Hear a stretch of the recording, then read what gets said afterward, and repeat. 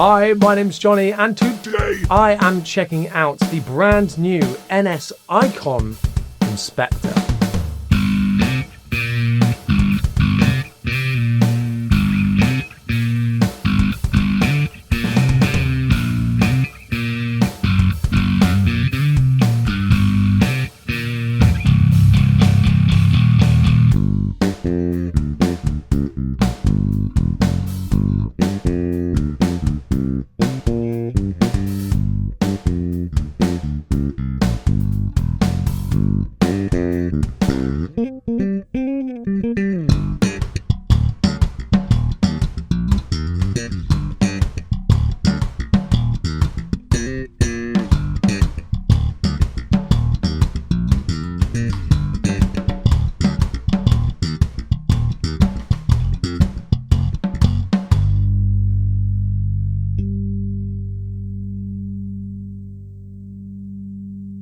I have always said that if I were to get like a 5-string, I would want a Euro style Spectre, just because I think they sound so sweet and look just perfect. I think the first time I saw a Spectre is when I saw Don Broco playing one live, and Tom Doyle's bass tone is just so pristine and lush of that time when he was using that Spectre. So I am chuffed to now be the proud owner of this brand new NS Icon. Designed by Spectre in New York and crafted in Indonesia, this is essentially Spectre's brand new import range, where they're taking everything that you love about the Euro series, but at a more affordable price. Because I'll say it now, these basses, or the 5-string specifically, comes in at around $1,300. Now initially I thought that, that's quite a lot of cheese for an Indonesian made bass. However, when you compare it to brands like Sterling with their Ray 35, that originally was the same kind of price. So this is pretty fairly priced compared to its main market competitors. Before I dive into some of the specs and hear some of the sounds, I do have to say that Spectre have provided me with this bass for the review, and they're letting me keep hold of it, which is very, very nice. They haven't paid me to say anything or anything like that, but this does technically count as an ad, so I have to let you know that. Starting off at the top, the headstock is just absolutely perfect, I think. Beautiful design like their Euro basses, not like the more affordable ones that kind of go out at the top. This is the premium headstock and signature inlays that you expect from a high-end Spectre. We've got a 15.75 radius neck, and I measured the nut width at about 45 millimeters, which for a 5-string is actually really, really comfortable. The satin finish on the back of this neck as well just creates a sublime playing experience, which is just really, really high quality. Of course I decided to go with like the Nathan East inspired white and gold. It is just such a stunning finish. I'll put the other finishes on screen as well as the 4 strings that you can get, which is a reverse PJ. But I absolutely love the attention to detail with the brass nuts, matching all of the hardware, which on this bass in particular just looks so classy. I love it. On this rosewood fretboarded neck as well, we've actually got a 35-inch scale on the 5-string compared to the 4-string that has a 34-inch, and this is to give you that tighter feeling B string with a longer scale. Doesn't affect the playability. Every inch counts. At least that's what your dad said. At least that's what your mum told me. Moving on up, we have, of course, that classic NS design, older body with the curved back. It just makes it so comfy on your tum-tum. A really nice feature of this bass is that it's loaded with dual Aguilar soap bars, which I feel like for this price point you don't normally get branded pickups. It's paired up as well with the classic OBP2 preamp from Aguilar, so this is just a winning combination already. For our controls, we've got a master volume, pickup blend, bass, boost and cut, and treble boost and cut. Now I know why you're here. You want to hear me talk about the knobs, and this is going to be a strictly no knob talk. I'm kidding. The knobs are beautiful, in fact. Fantastic quality. I will say that the volume control on this one gets a little bit sticky when it kind of gets towards the 50% mark. Overall, no one really wants a sticky knob. I will say the setup out of the box wasn't amazing. The action was a little too high for my liking, and I like an action fairly high, but on a bass like this, I definitely want it a little bit lower. You might need to tweak it to your preferences out of the box. Now let's have a listen to what this baby can do. So now I have got the Spectre running straight into the Line 6 HX Stomp, and we're just going to listen to the DI first of all, then followed by some amp sim and some effects. This is all the EQ flat and the pickups just both on.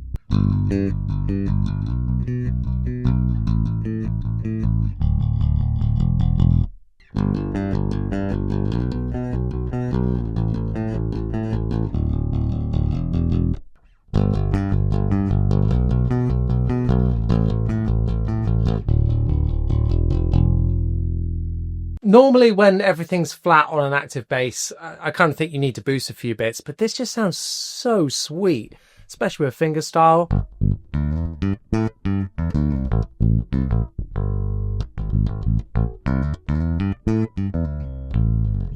It kind of sounds like a mix between a Stingray and a Jazz, but almost without all of the harsh top end, but still nice and sweet and present that it would pop through. I don't feel like I ever want to take away any bass,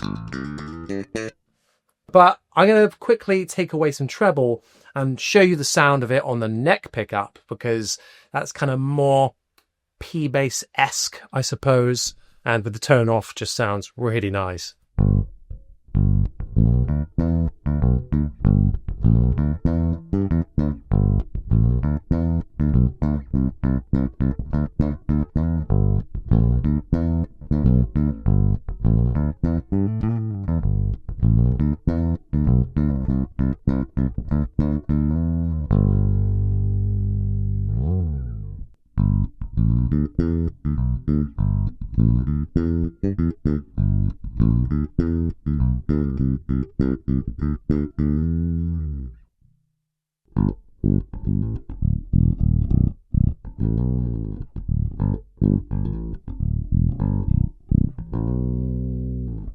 Now let's have a look at boosting some of these controls. I'm first of all going to show you what they're both like boosted, and then I'll show you like my favorite sweet spot.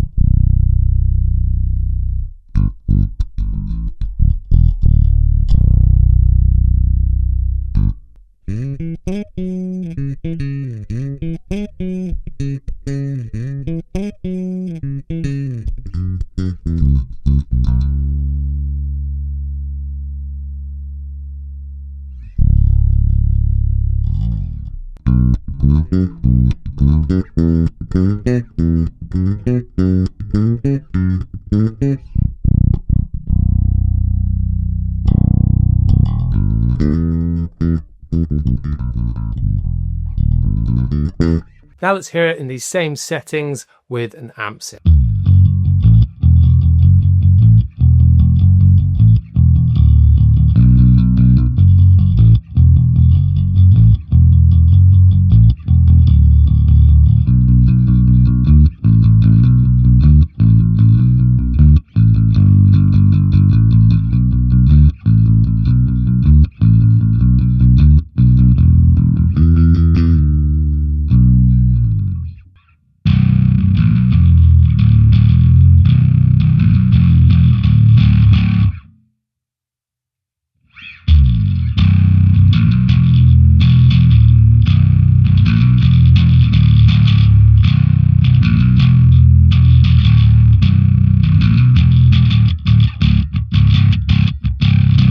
I definitely feel like when you're adding drive or using this amp sim, you need to boost the treble ever so slightly more to give it a bit more presence out there. With the DI, obviously you're getting everything in its rawest form, so you can really hear that preamp. But when you put an amp sim on, you're kind of adding...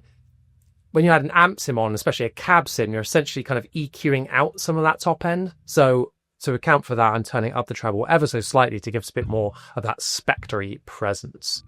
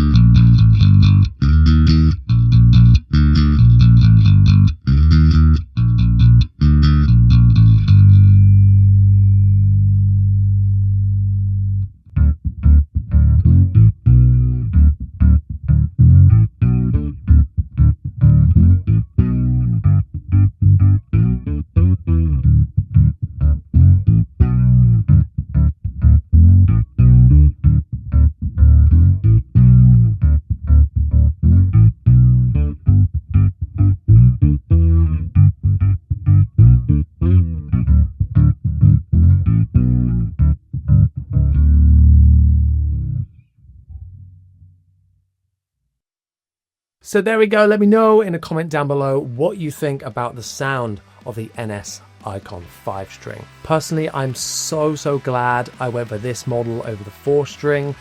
I've always wanted a 5-string with these soap bars, and they just sound super sweet, I think. Like, I could play this bass all day. So easy to get great sounds. I would say that the bridge pickup, I'm never going to use that sound with that by itself. The neck pickup is a surprise. I was expecting kind of the same, but that's a really nice neck pickup. I kept almost forgetting that I was playing it and that I didn't have the bridge on because it was such a nice sound. I would say that the bass control, when you get 100%, it's too much. I just like boosting it ever so slightly and then kind of adjusting treble to taste. But honestly, when it was all flat, it sounded really good. Now, you'll notice on this bass that there's no mid control, and honestly, I kind of prefer a 2-band to a 3-band. I feel like the mids were actually perfect on this bass. The pickups are voiced in such a way that you get a good amount of mid-range, but you're able to achieve that scoopier sound by just boosting the other controls, so you're never ever losing out on mids.